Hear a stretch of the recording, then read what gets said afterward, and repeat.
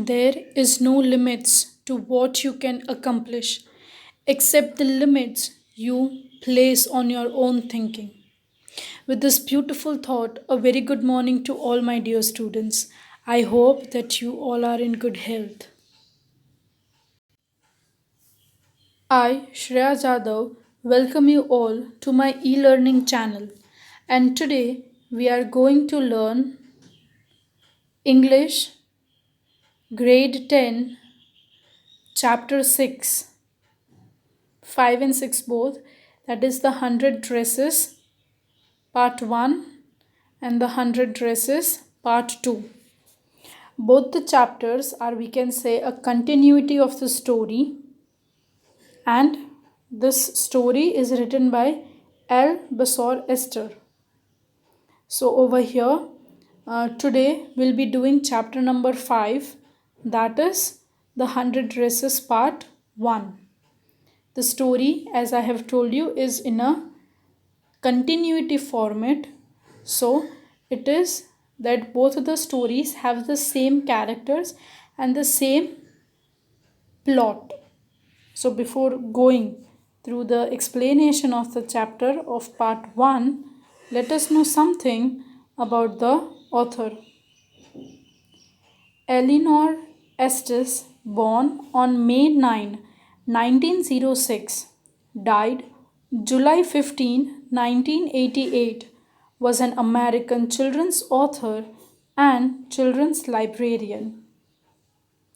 Her book Ginger Pie, which she also created illustrations for, won a Newbery Medal. Three of her books were Newbery Honor winner. Her books are based in her life in a small town in nearly 1900s. So we can say her personal experiences she has majorly shared in her work. Introduction for answers. Dear students, whenever you are appearing for test or examination purpose, always remember to start your answer with introduction. This creates a good impact. Prose. Prose name The 100 Dresses. Author's name Albasor Esther. Genre short story. Summary.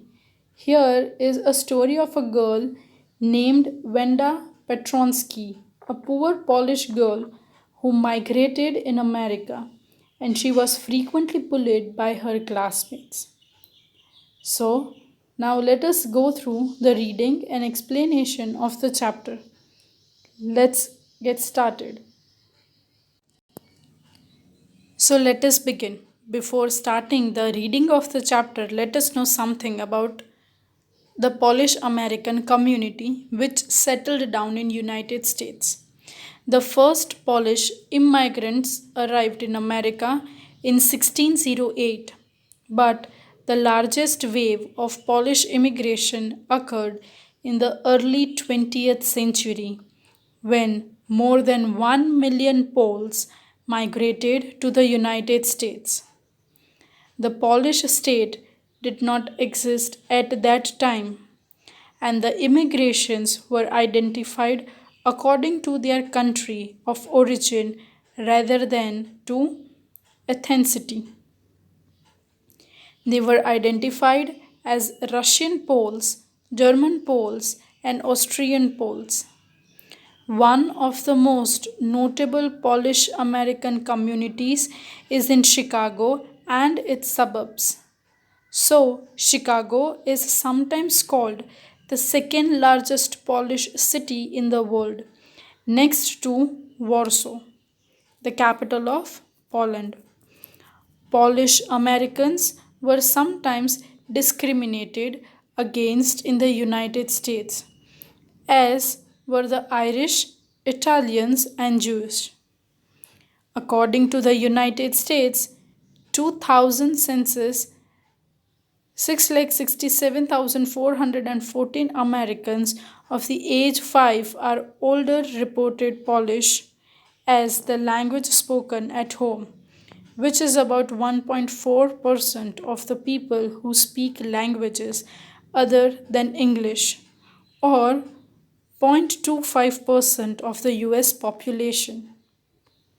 So this was a short detail of Polish American community which is in United States. So now let us go through the chapter. Today, Monday, Wanda Petronsky was not in her seat, but nobody, not even Peggy and Madeline, the girls who started all the fun, noticed her absence. Usually, Wanda sat in the seat next to the last seat in the last row in the room 13. She sat in the corner of the room where the rough boys who did not make good marks sat. The corner of the room where there was most scuffling of feet, most roars of laughter when anything funny was said, and most mud and dirt on the floor. Wanda did not sit there because she was rough and noisy. On the contrary, she was very quiet and rarely said anything at all. And nobody had ever heard her laugh out loud. Sometimes she twisted her mouth in a crooked sort of smile, but that was all. So, over here, the introduction has been given that a girl called Wanda Petronsky, who is the main character, was not present in class 13. She was not sitting at the end of the classroom. That was usually where she used to sit. And even nobody cared that she wasn't present. Not even Peggy and Madeline. They were least interested about it. Now, usually it is mindset that people who sit, or we can say the backbenchers, are not good at studies. They are really very rough. They do not get make good marks, and where most of nuisance work are being done, like no scruffing of the feet, dragging your feet on the bench, or we can say on the tiles to make noise. All these situations would happen where it would happen at the end of the bench. But Wanda, who used to sit at the back of the classroom, was not at all rough and noisy.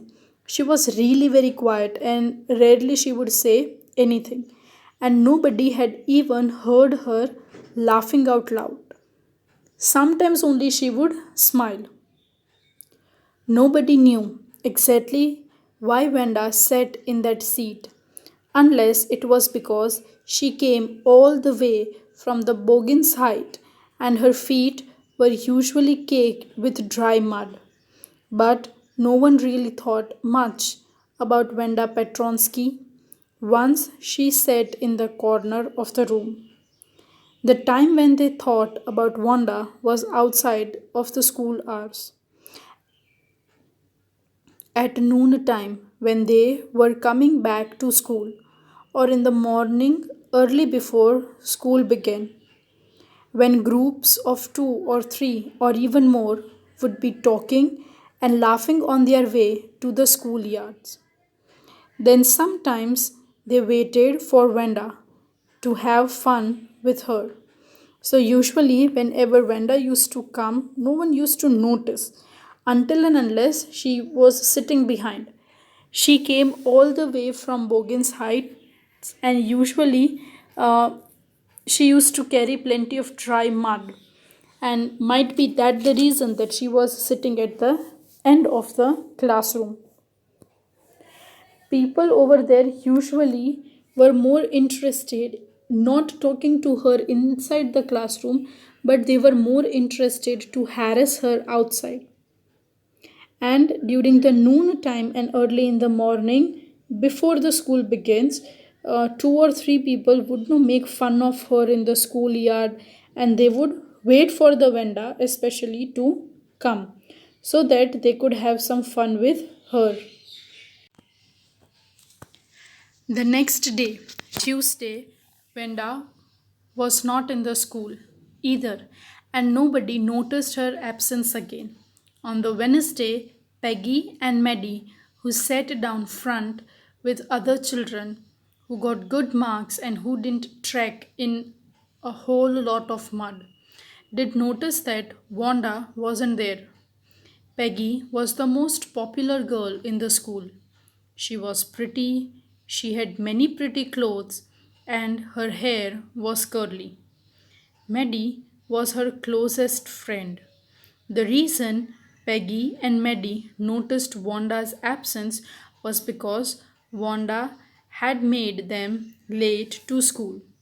They had waited and waited for Wanda to have some fun with her, and she just hadn't come. They often waited for Wanda Petronsky to have fun with her.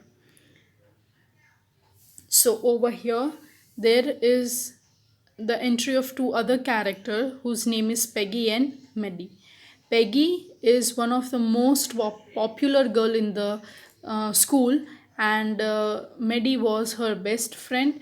Peggy and Maddie noticed that Wanda was not present. They were not interested in becoming friends with her, but they were more interested in making fun of her.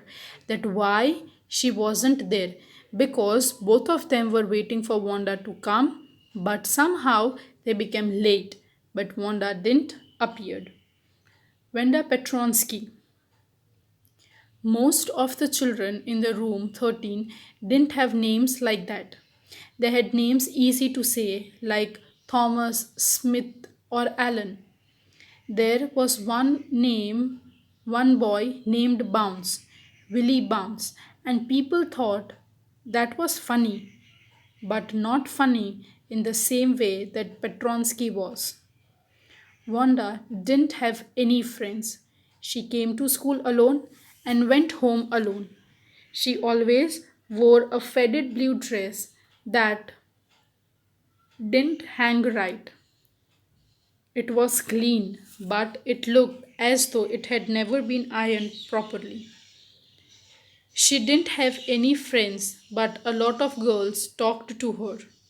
Sometimes they surrounded her in the schoolyard as she stood watching the little girls play hopscotch on the worn, hard ground.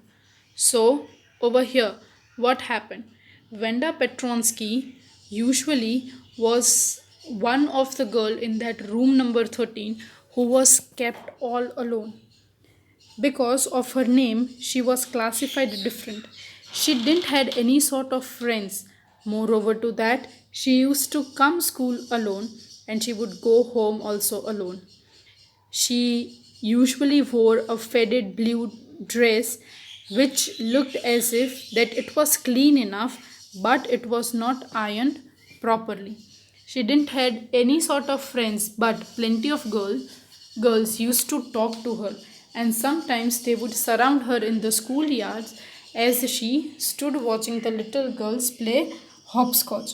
But none of them invited Wanda Petronsky to play with her. Wanda, Peggy would say in the most courteous manner as though she was talking to Miss Mason. Wanda, she would say, giving one of her friends a nudge, means a gentle push.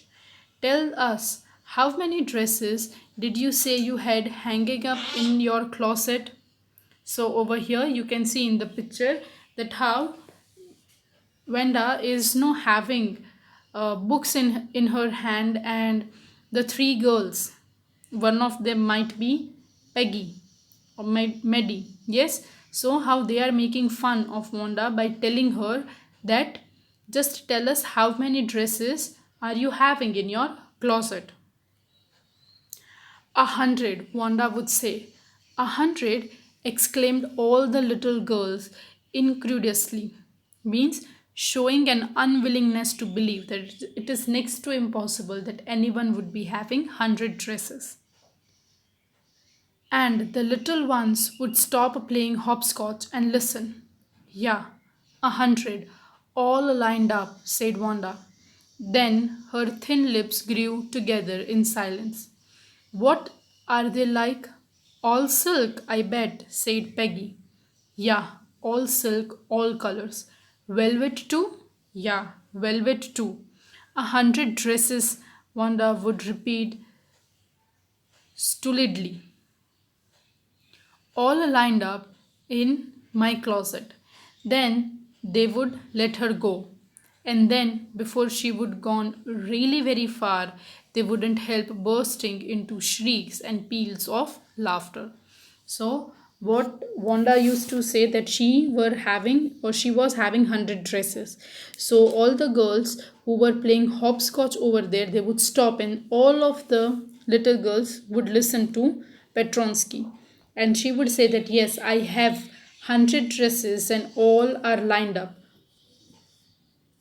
She had many dresses, and all the dresses were made up of silk and they were of different colors.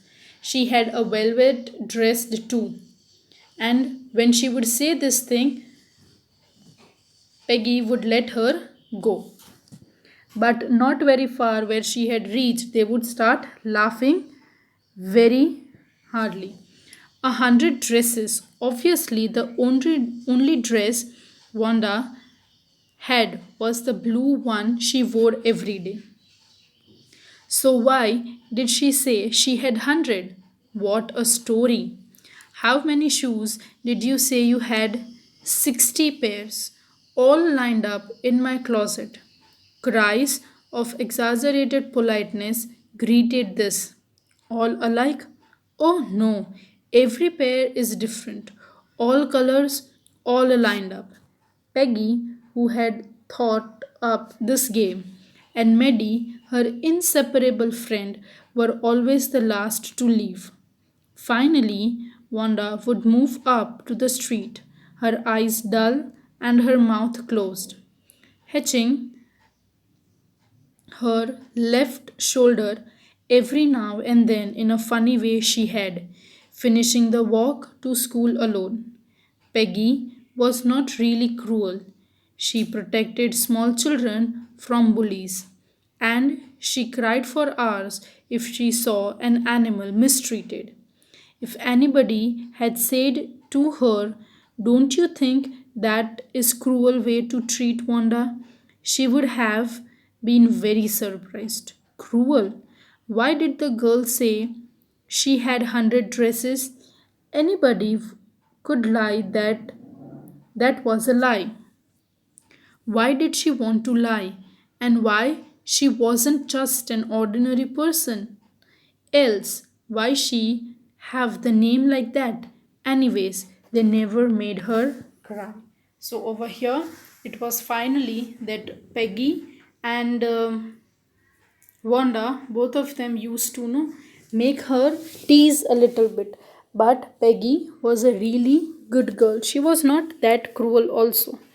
She would help other children and students if they were bullied, and she would cry for hours if any animals were mistreated. Moreover, to that, whenever any person would say that why are you, harassing Wanda, she would say that why she is lying. She could behave as if a normal other girls only. Why is she supposed to tell lies? And because of this thing, it is next to impossible that the person may have so many no dresses, and why she has that name. But they used to tease her, but Peggy never made her cry. As for Maddie, this business of asking Wanda every day how many dresses and how many hats and how many this and that she had was bothering her. Maddie was poor herself. She usually wore somebody's hand me down clothes. Thank goodness she didn't live up on Boggins Heights or have a funny name. So, what happened? Maddie was a really good girl. Yes, she was not interested in teasing Petronsky or Wanda. Why? Because she herself was a poor girl, and she usually wore the clothes which were given by the other people. So she was not thanking that she was not living on the Boggins height, and she was not having funny names. Otherwise, Peggy would also made fun of her. Sometimes, when Peggy was asking Wanda these questions in that mocking, polite voice, Maddie felt embarrassed and studied the marbles in the palm on her hand, rolling them around and saying nothing herself. Not that she felt sorry for Wanda exactly. She would never have paid any attention to Wanda if Peggy hadn't invented the dresses game. But suppose Peggy and all the others started in her next. She wasn't as poor as Wanda. Perhaps, but she was poor. Of course, she would have more sense than to say she had 100 dresses. Still, she would not like for them to begin on her. She wished Peggy would stop teasing Wanda Petronsky. So, what would happen whenever Peggy used to ask and make fun of Wanda? Maddie would also feel really very embarrassed, and she would think that this game of counting dresses, how many the girls are having, all this was started by whom? It was started by Peggy, and Maddie was also not that rich enough. She was also a poor girl only. So she always used to think that if this same thing would happen with her, then she would feel really very embarrassed. And she knew that how Wanda Petronsky would also feel. Today, even though they had been late to school, Maddie was glad she had not had to make fun of Wanda. She worked her arithmetic problems absent mindedly. 8 times 8, let's see. She wished she had the nerve to write Peggy a note because she knew she never would have the courage to speak right out to Peggy to say, "Hey Peggy, let's stop asking Wanda how many dresses she has." When she finished her arithmetic, she did start a note to Peggy. Suddenly, she paused and shuddered. She pictured herself in the schoolyard, a new target for Peggy and the girls. Peggy might ask her where she got the dress that she had on, and Maddie would have to say it was one of Peggy's old ones that Maddie's mother had tried to disguise with new trimming, and so no one in the room 13 would recognize it. So now, one fine day, what happened? Maddie was coming to school and they were doing their work at that time. She thought that she would be writing down one letter to Peggy, requesting her not to make fun of Wanda. But while she started writing down the note, she realized that if, for example, Peggy would ask with other girls, she would ask that from where she was buying all these dresses. Then usually Maddie used to wear the old dresses of Peggy because her mother would make some trimming and a new dress would be made. And then if all of them would come to know, then she would be the next target. If only Peggy would decide of her own accord to stop having fun with Wanda. Oh well, Maddie ran her hand through her short blonde hair as though to push the uncomfortable thoughts away. What difference did it make? Slowly, Maddie tore into bits the note she had started. She was Peggy's best friend, and Peggy was the best liked girl in the whole room. Peggy could not possibly do anything that was really wrong, she thought. As for Wanda, she was just some girl who lived up on Bogans Heights and stood alone in the schoolyard. She scarcely even said anything to anybody. The only time she talked was in the schoolyard about her 100 dresses. Maddie remembered her telling about one of her dresses, pale blue with colored trimming, and she remembered another that was brilliant jungle green and red sass. You would look like a Christmas tree in that, girls had said in pretended admiration. So over here, Maddie tore the dress, and because of this thing, eventually, what happened? Tore that letter which she was writing because she thought that if Peggy would come to know, then she would be the next target. And though she was one of the most appreciated girl in the class 13 or room 13, eventually to be said, she was happy to be her best friend, and whatever the friends does, she always used to support her. And Wanda was just a simple some girl who lived in Bogin's Height, and she was no all alone in the school. She would only talk about her 100 dresses.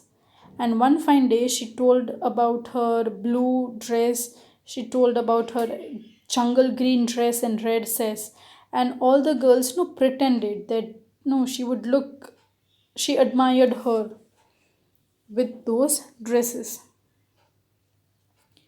Thinking about Wenda and her 100 dresses all lined up in the closet, Maddie began to wonder who was going to win the drawing and coloring contest.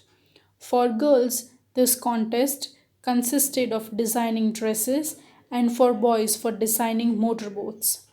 Probably Peggy would win the girls' medal. Peggy drew better than anyone else in the room. At least that's what everybody thought. She would copy a picture in a magazine or some film star's head so that she would almost tell who it was. Oh, Maddie was sure Peggy would win. Well, tomorrow the teacher was going to announce the winner. Then they would know. The next day, in the drizzling, Maddie and Peggy hurried to school under Peggy's umbrella. Naturally, on the day like this, they didn't wait for Wanda Petronsky on the corner of the Oliver Street, the street that far, far away, under the railroad tracks and up the hill, led to Bogin's Heights. Anyways, they weren't taking chances on being late today because today was important. Do you think Miss Mason will announce the winners today? Asked Peggy. Oh, I hope so. The minute we get in, said Maddie. Of course you'll win, Peg. Hope so, said Peggy eagerly. The minute they entered the classroom, they stopped short and gasped. There were drawings all over the room, on every ledge of the window sill, dazzling colors and brilliant, lavish designs, all drawn on great sheets of wrapping paper. There must have been 100 of them, all lined up. These must be the drawings for the contest. They were.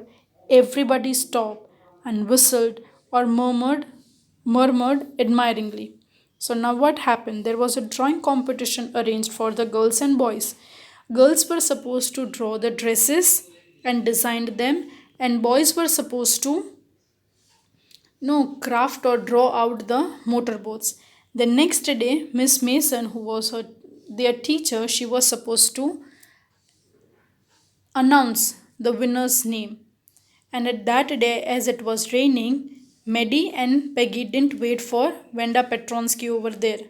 When they entered into the classroom, what they saw?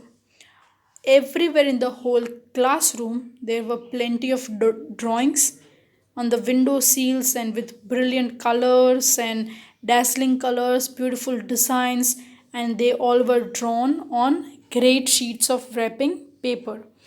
They were almost 100 and they were all lined up. Everybody was admiring those dresses a lot. As soon as the class had assembled, Miss Mason announced the winners. Jack Bagels had won for the boys, she said, and his designs for an outboard motor was on exhibition in room 12, along with the sketches by all the other boys. As for the girls, she said, although just one or two sketches were submitted by most, one girl and room 13 should be proud of her. This one girl actually drew 100 designs, all different, all beautiful. In the opinion of the judges, any one of the drawings is worthy of winning the prize. I am very happy to say that Wanda Petronsky is the winner of the girls' medal. You can see over here that Wanda is drawing different sketches. So over here, Miss Mason announced many winners, and over here, the best winner or who won the contest among the boys was Jack Pagels, and his exhibition was put up in room number 12, and other boys' sketches were also there. And for girls, usually everyone drew one or two no drawings and they have submitted, but here it can be said like this that there were 100 drawings submitted, and Miss Mason was really very happy to say that Wanda Petronsky was the winner of the girls' medal. You can see over here different beautiful dresses drawn by Petronsky. Unfortunately, Wanda has been absent from school for some days and is not here to receive the applause that is due to her. Let us hope she will be back tomorrow. Now, class, you may file around the room quietly and look at her exquisite drawings. The children burst into applause, and even the boys were glad to have a chance to stamp on the floor, put their fingers in their mouth, and whistle, though they were not interested in dresses. Look, Peg, whispered Maddie. There's that blue one she told us about. Isn't it beautiful? Yes, said Peggy, and here's that green one. Boy, and I thought I could draw. So now Miss Mason told that today Wanda is not present in the school. She is hoping that she would be back tomorrow. And the class was now requested to see all the exquisite drawings presented by the students. And Maddie and Peggy are now admiring that how beautiful it is. She told about one blue dress. It is beautiful. And Peggy told that, see, she was talking about this one green one also. And Peggy told to Maddie and to herself that no, she was a great artist, but eventually no. Great artist was Wanda Petronsky. So this is all about today's video lecture. I hope you have understood the part 1 of the chapter. Thank you for watching and have a nice day.